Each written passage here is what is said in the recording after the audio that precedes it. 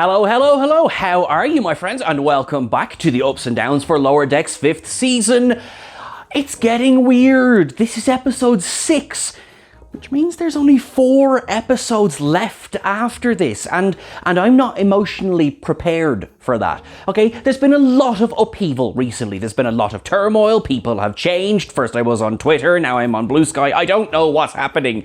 By the way, follow us on Blue Sky. It's good fun. Whatever you think of the back half of this season, hopefully you'll enjoy it, I'm not gonna lie, but let's just enjoy the lower decks that we have to play with. I firmly believe that if we don't get another season, we will at least get something like a movie. A long trek for Lower Decks. Who wouldn't love that? Before I go into the episode itself, make sure that you're checking out the weekly quiz, not just because the last one I recorded was all about Lower Decks, but also I was kidnapped and I was taken prisoner for the last quiz, and someone else presented it, and quite frankly it was a lot of fun to see Ellie doing a quiz, so I hope you will give her some support, and I hope you'll support me when I come back for another one as well. Yous are awesome, yous are wonderful. Now, shall we jump in to Of Gods and Angles?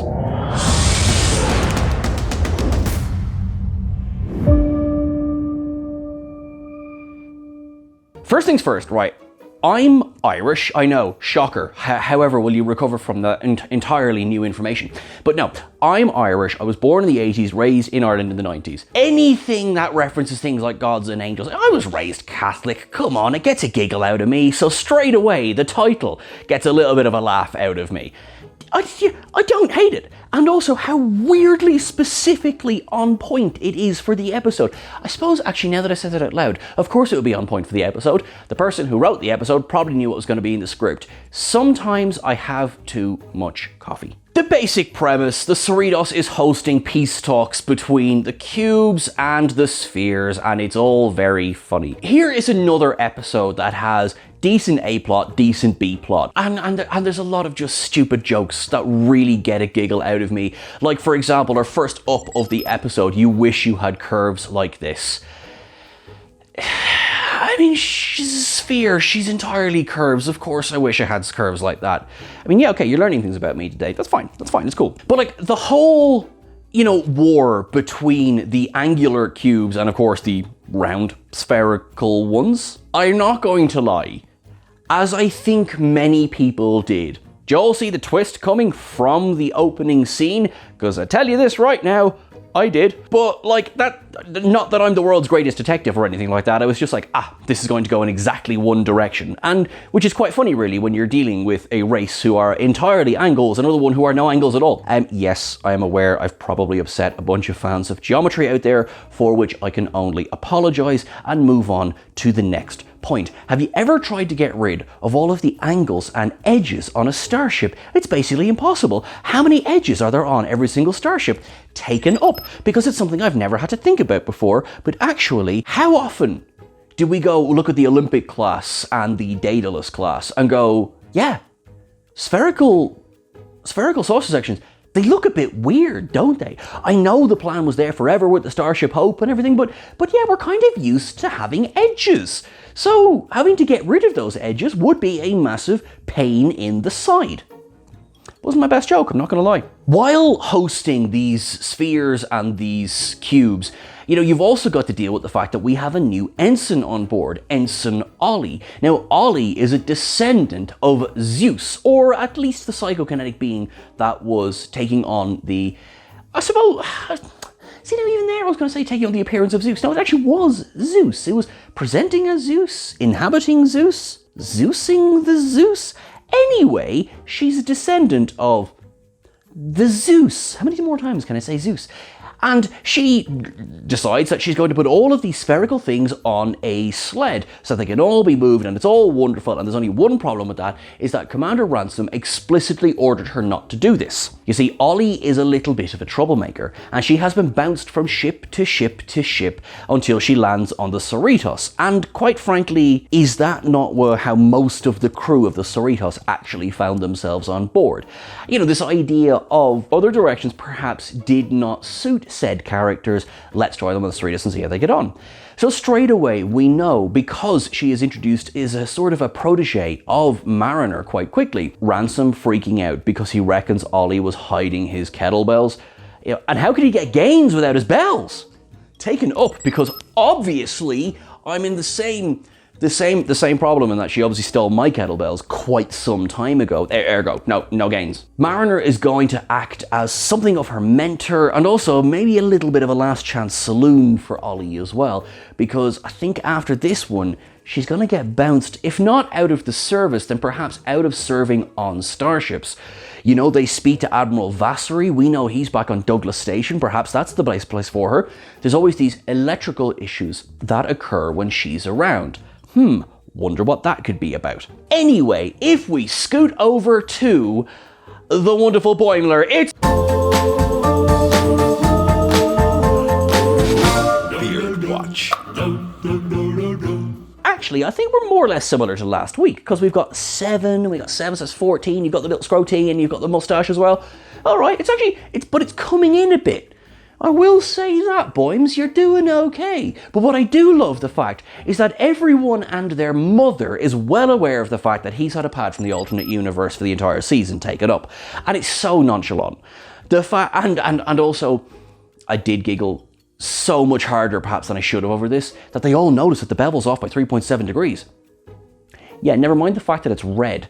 It's the fact that it's slightly thicker. It's such a stupid joke, and it suits me to the ground. There was maybe about 3.7% chance that I wasn't going to give it another up, but you know what? Taken up. Boimler's little mission this week is that his alternate self over in the other parallel reality was really good mates with Dr. T'Ana, even so far as to have a nickname from T'Ana, Flip. Do you like that word, Flip? Because you're going to hear it a few times. So Boimler gets it into his head that, the best route to captaincy is to get in with the senior staff. T'Ana is a little bit of a hard nut to crack, mostly because she will crack your nuts if you try and come too close to her while she's busy. Now, Boimler being Boimler, guess what's about to happen? He's going to end up in sickbay, where Tendy's also going to be like, hey, you've been using the alternate 3.7% wider pad. Nice. He is there thinking, I'm going to get in with this book club that she hosts. It's going to be amazing. I'm going to flip through some pages. Isn't that flipping wonderful? Might have ad-libbed that one myself. T'Ana's just like, I really don't have time for this. And I've just said it a lot nicer than she does. And she certainly has words to say to him. Flip isn't one of them. So when he decides to flip his way back out of there and ends up nearly cracking his skull open on one of those medical carts and then gets himself injected with so much untested anesthetic, he was a bit of a flipping idiot, really, wasn't he?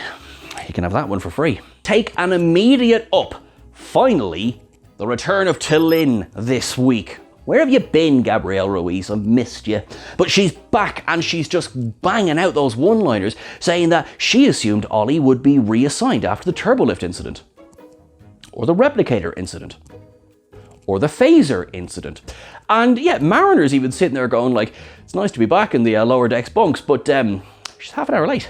Where is she? And just in case I wasn't clear about this, the simple fact that T'Lyn is in this episode gets an up from me. Okay, just so we're all on the same page. Despite the fact she's very funny anyway, I miss T'Lyn when she's not there, which is why I was very happy with Lower Decks giving me Dos Gabrielle Ruiz this week, but I will come back to that one. Yes, I will. Because Ollie eventually arrives, we see some familiar faces. Does that guy ever wear pants? Anyway, we see some familiar faces. She's running through the corridors. She's delighted with herself, or is she?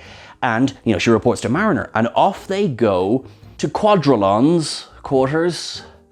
Do you know what? There was a moment about the middle of this episode where I was just like, is it a bit too on the nose? Are the names a bit like, no.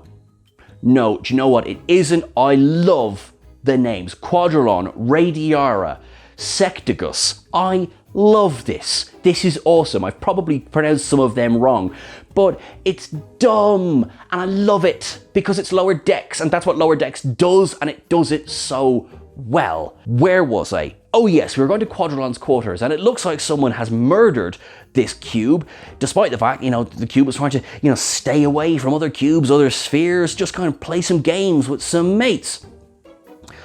Playing games is possibly what Quadrillon was doing. Who knows? Mariner comments along the way that Starfleet ends up generally doing so much for their allies without asking for an awful lot in return, which itself is almost an up, just pointing that out. But what I really want to point out is the phrasing of it. Starfleet's a bit of a 1 for us, 9 for them sort of situation. Up. Because quite frankly, I mean, listen, Starfleet's got its issues, but she's not wrong. You know, they do kind of shoot themselves in the foot every now and again with how much they go out of their way to help others. Then there's also the other times when Captain Picard, as captain of the Enterprise D, watched Gowron's ship being shot at by the Duros and then just goes, we're actually gonna nip over here, you know, I'm sure you'll be fine. You'll be grand. Ye play fast and loose with those rules, don't you? Anyway, Mariner and Ollie go into the quarters, find it absolutely wrecked, find residue on the wall, and they're like, you know, what could this have been? What could this have been? Ollie's pretty quick to be like, clearly was murdered by one of the spheres. And when others like Freeman and Shax are there in the room, you know, you have, well, first of all, sorry, nice to see Shax again. Gets even a line of dialogue this week. That was lovely. Ollie's like, you know, okay, there's definitely other things that could have happened, you know. Oh, maybe it was, you know, a sphere on cube murder. Maybe it was a cube on cube murder disguised even as a sphere who was actually a cube. Listen, it made sense in the moment. That's all possible. Freeman's a bit like, can we not be accusing anyone of murder while we're trying to host 2 warring factions on our little ship? So maybe let's try and investigate. Ollie nominates herself and Mariner, thinking that they're so, you know, not important enough that they can fly under the radar. Mariner's just like, you know, okay, listen, you know, it's not like I disagree entirely with your logic, but also could you phrase it a different way? And then we have our team up, our cops of the episode. While Boimler is trying to recover from getting injected with God knows what in sickbay, I do love the fact that Ta'ana takes a moment to be like, okay, for the last time, Lieutenant, a paper cut does not count as a medical emergency.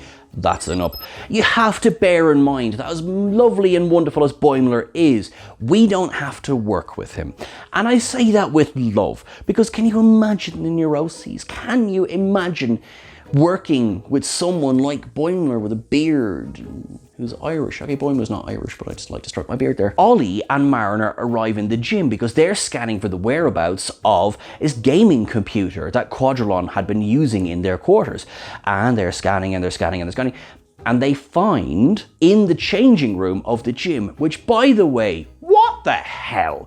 Why are cubes and spheres in a gym? Why is one of them not glowing and therefore this is considered as naked? Why are any of these questions being asked? Is this horrifically culturally insensitive of me? I'm not sure. Let's crack on. We get in there, we open up a locker, couldn't think of a word there for a second, and we find some anti-cube propaganda in one of the sphere's lockers. Well, that's pretty damning, isn't it? That's basically, there we go. Definitely murdered him. Definitely. And we get the interrogation scene. First of all, this interrogation, because of how classic good cop, slightly off the rails cop it is an up from me. Absolutely worked. So stupid. However, one of the greatest lines that I think I've ever heard in Star Trek is uttered by Ollie in this scene. You couldn't square the thought of peace, so you iced a cube. Up, Latin him up. Simple as that. There's no topping that line. I'm sorry. You couldn't square the thought of peace. You iced a cube. Star Trek. That was fabulous. So Ollie is clearly the hothead here, even with the Laurel trying to cool her down, and Mariner is just like, okay, maybe we'll take this down a little bit. Maybe just a little bit. They step outside, giving the sphere time to skidoodly-doodly out of there. Enough time for them all to get to the observation lounge, where we discover, of course, as we know, Quadrilon is missing, but so is one of the spheres, Radiara. Do you see where this is going yet? Anyway. Everyone calms down just long enough for them to, you know, Freeman's going, no one's accusing any of you of murder. To which one of the spheres goes, the one with the leaves on her head is accusing us of murder. To which she goes, actually, it's a Laurel, and, you know, that doesn't really... It's just dumb. It's just dumb, and I like it. It's dumb and it's silly, and I like it. Okay, how many more times can I call it dumb? It is in this scene, however, that Mariner finally gets the little clue of, Ollie knows more than she's letting on here. After they get out of this room, what they do is they head straight back to the gym locker rooms. And here, in fact, Ollie has a gym locker. Enough for Mariner to be like, I'm going to scan this. And Ollie's like, no, what are you doing? What are you doing? Don't do this, don't do this. She's like, I'm going to scan it, because the missing computer is in there. Ollie had mistakenly referred to it as melted just before. And as Mariner goes, how would you know it's melted? The truth comes out. And it's not as bad as you might think. Yes, Ollie did take the computer because Ollie mixed up where she was supposed to be meeting Mariner. She thought she was meant to meet Mariner at Quadrillon's quarters. So she got there, saw the crime scene, thought, I'm going to get blamed for this because of all of the electrical issues that's going on. She sees a melted computer. She thinks she's going to get blamed for the melted computer. So she took a little bit of time to hide that and then go and meet Mariner where the lower deckers used to live. And it's all because she has this legacy in her blood of, Zeus, the great-grandfather. She does have powers. She's maintained that she doesn't, which is why all of these electrical storms have been unexplained. Hindsight's a wonderful thing. You could have been like, Ollie, just be open about your powers. People will then know, you can control them. But isn't hindsight a wonderful thing? She then confesses the fact that yes, she does have powers to Mariner, but in her opinion, her powers are pants. And, she manages to manifest a lightning bolt that's a bit like, do you remember those old sponges of dinosaurs where you would spray them with the water when they were supposed to grow really big and they didn't? It's a bit like that, really. Mariner then gives her quite an encouraging pep talk and is like, well, you're here now. We have your back. We're going to look out for you. And then, we have all sorts of nonsense. For example, shape war. It's a bit troublesome. But anyway, yeah, so the cubes and the spheres are all at war. They're shooting all over the ship. Crew members are getting injured. Thankfully, no deaths, but they are getting shot. And Mariner reckons, hey, maybe someone with these kind of electrical powers can help. Okay, we're gonna go. To which Ollie goes, no, I don't want people to know. She's like, come on, you're gonna have to use your powers. Down. Mariner, don't be a dick. Come on. Let her keep her secret. You know what I mean? Anyway, so they get to the shuttle bay. You've got spheres firing at cubes firing at spheres. You've got humans and, oh, by the way, immediate up Kazinti, who are in the way. They're getting shot at. It is not good. Boimler runs in. He wants to help. Ta'ana says this is way out of your league. So, this looks like it could be pretty bad. Ollie's there. Ollie wants to help, but she's scared that people are going to look at her like she's frightening, like a Q. To which Mariner says, actually, the Q are more annoying than frightening, which was a great line, and I didn't miss it, and that was an up. Thank you very much for that. But she does use her powers, and she tries to absorb the powers of the cubes and the spheres. But unfortunately, it only results in two things. One, pissing them off, and two, creating a lightning bolt. I swear to God this is true. That shoots right up Boimler's arse. Lower decks, I'm going to miss you. Anyway, the cubes and the spheres, they're like, right, this alliance is over. They fly outside and they're going to form a superstructure. And as Ransom can be heard in voiceover going, they could form anything. No, actually, they're just going to form a giant cube and a giant sphere. They have no creativity at all. Take it up. And it is down then to Ollie's engineering skills, not her godlike powers, that she is able to reverse basically a tractor beam to absorb the combined powers of the cubes and the spheres, allowing the ship to charge its shields. She presents her idea, albeit as Shax is lifting her off the bridge. Billups goes, okay, listen, that could work. It sort of has to work. No, thankfully it does. It brings all the cubes and the spheres back inside the shuttle bay, and even though they can't hover, they can still sort of roll into each other. And then of course the doors open and Quadrillon and Radiara fly in. Now, I want to do this really quickly. I'm downing the fact that this was always going to be the outcome. Of course it was. It's Romeo and Juliet, it's Montagues and Capulets. Listen, we know. However, if you listen closely, that is clearly Jack Quaid and Gabrielle Ruiz playing Quadrillon and Radiara, respectively. Listen, it's simple. It's just voice actors playing more roles, and I absolutely love them in the part. Like, there's a couple of things where like kind of gives it away. The way that Quadrillon freaks out because they've only been a parent for 5 minutes when Squarin is full of energy and pooping pyramids. actually a thing that happens in this episode. You have Radiora saying, "Do not give him juice." I mean, is that not to Lynn? Sorry, love it. Absolutely love it. It's so dumb. It's so stupid. It completely works for me. And, you know, perhaps I'm a bit like, you know, Ransom, you know, saying like, maybe like, because they wrecked Quadrilon's quarters. If you know what I mean, maybe the grown-ups in the room will know what I mean. Okay, yeah, and then, you know, Ransom just goes, clean up after yourselves. Not cleaning up after ourselves is part of our kink. A very confused up from me. Well, the good thing is that sort of dials down the threat an awful lot. You know, through their love, there is peace, and yeah, as there was always going to be. So that was good fun. You know, we get a nice lesson out of that, you know, the fact that Ollie's powers resulted in Boimler having such experimental surgery that Anna's going to get a procedure named after her. Whatever, taken up. You know, and Boimler gets his nickname, which I'm going to say, but I know is going to be censored, because his nickname is F***o. But he got a nickname, and he got invited to the book club, so, I mean, it's a win for Boimler this week, or should I say, it's a win for F***o. This, of course, encourages Rutherford to believe what he always believed all the way along. That staying true to yourself is wrong, and that if you have access to information from another parallel universe, you should use that information. And, you know, Tendi can protest all she likes, but, you know, Rutherford and Boimler have it the right way. Up, why not? And then, you know, Ollie gets chucked in the brig at the end, because of course she does, because we're getting massive parallels to season 1 Mariner in a really positive way here, because Mariner is going to sit outside the brig with her through the night and be like, listen, you hid evidence. You know, you are welcome on this ship, and you are going to be in engineering, and it's going to be great. But, you know, you also got to learn how to follow the rules. But we can get to know each other while you're in jail. And yeah, and then so she starts asking questions like, you know, hey, what are the gods like? Have you met Medusa? What's she like? Is it all one snake, or are there many different snakes in the hair? Taken up. This was a chaotic episode. So I'm going to take a breath and ask you to come and join me at Cetacean Observations.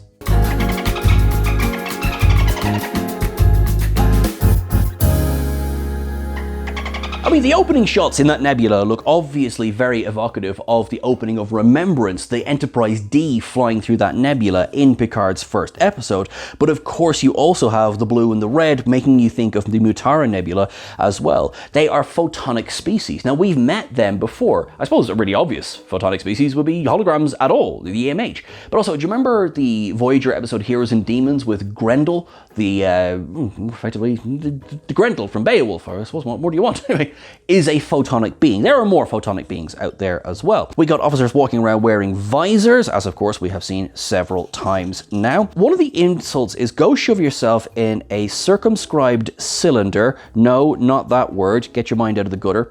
That makes me think of, remember Star Trek IV when you had the whale probe, which is a massive Pringles can, and you had the sphere pointing down from it? I mean, when did I see it last? Well, the opening credits for this episode. Speaking of which, all of Ollie's ancestry also in the opening credits of this episode, but hold off there now. Hold off there. Because what we also have is a bunch of visual gags in Ollie's first scene. You got Worf's chair from The Next Generation is there. You got Ransom's weights are hidden on that sled. You have the OG cloaking device from the Enterprise incident all the way back in the original series. You have those cylindrical pillows that have turned up on like every bed in Star Trek ever. You have a Dabo wheel. Now, I did look closely. Was it a Tonga wheel? No, it is an actual Dabo wheel that we would have seen in Quark's bar as well. And an Earth globe might be a stretch, but Trelane had a globe of the Earth in the Squire of Gothos. Ensign Ollie has been reassigned from the USS Reseda. Big up anyone there in California. The whole crew of the Reseda are reformed Maquis as well, which is just hilarious. Now, the reference to Zeus being the psychokinetic alien who, you know, like the rest of his race, went and became one with the wind. Well, that is, of course, a reference to the episode Who Mourns for Adonai, where we met Apollo. Same race, different god, if you like. But we also saw the Great Green Hand in that episode. Where have I seen the Great Green Hand recently? In the opening credits for this episode. Shout out to Admiral Vassery, who's the CEO of Douglas Station. In Boimler's quarters, just a nice little bit of a reminder there. Remember, he's got Mirror Archer as an action figure. He's got Spock. He's got First Contact Data with the phaser rifle. Over on Rutherford's side of the room, we've got that DS9 model. We've got the repulsor device.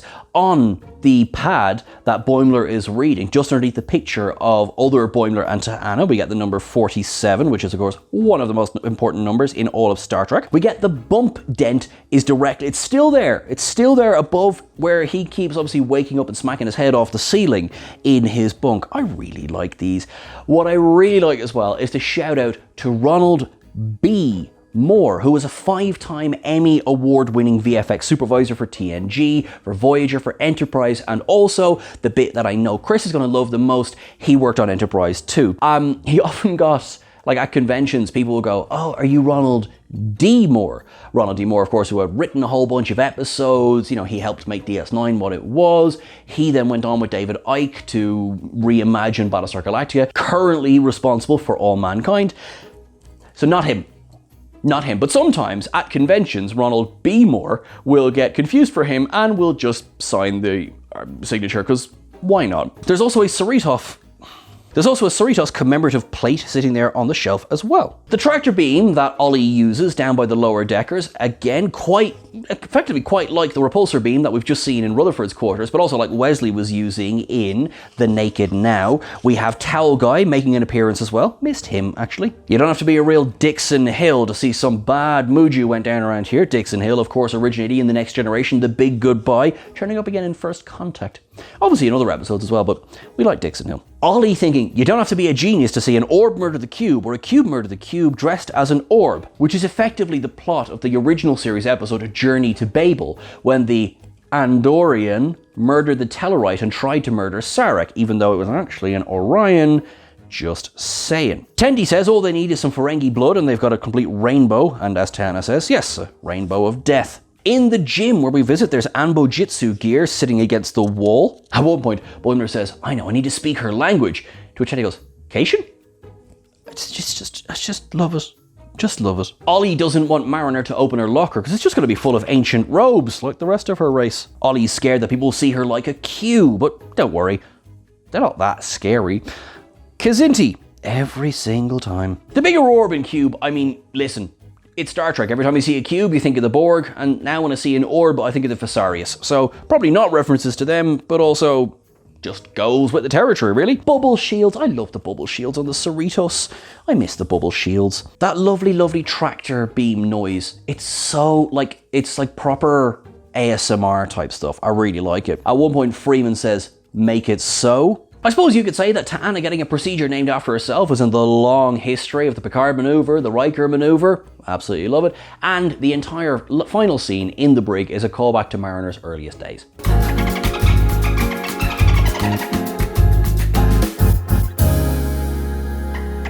So folks, thank you so much for watching along. What did you think of the episode? Please let us know in the comments below. Yeah, so over the last few weeks, obviously, we've been migrating a lot of our interaction to apps like Blue Sky, to apps like we're on Threads as well, we're on Instagram, we're on TikTok. So TikTok, I keep saying TikTok, I'm on TikTok. Yeah, if you reach out to us on any of those, remember, we will get you there. We still have our account on Twitter, so, you know, by all means, don't forget to reach out to us there as well. If you want us to ask a question in the podcast, which comes out every single week, remember you have to put hashtag #AskTrekCulture in the message. Replying to that, we can sometimes miss that. So make sure that you're putting that in the message. So thank you so much everyone who's doing that, because I really love a lot of the questions you've got coming out. You make sure that you look after yourselves now until I'm seeing you again, because you are awesome and you deserve to look after yourself. Yes, you, I'm talking to you. You're wonderful. You're brilliant. I will talk to you again very, very soon. We have more quizzes coming up. We have more podcasts coming up. And thank goodness, we've more episodes of Lower Decks coming up as well. I'll chat to you soon, folks. Thanks very much.